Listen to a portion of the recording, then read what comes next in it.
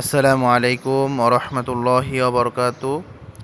প্রিয় দর্শক, আপনারা দেখতে পাচ্ছেন রুহানি উস্তাদ হাফেজ জাকির সাহেব সেই ইন্ডিয়া, আসাম, ভারত থেকে বাংলাদেশে এসেছেন।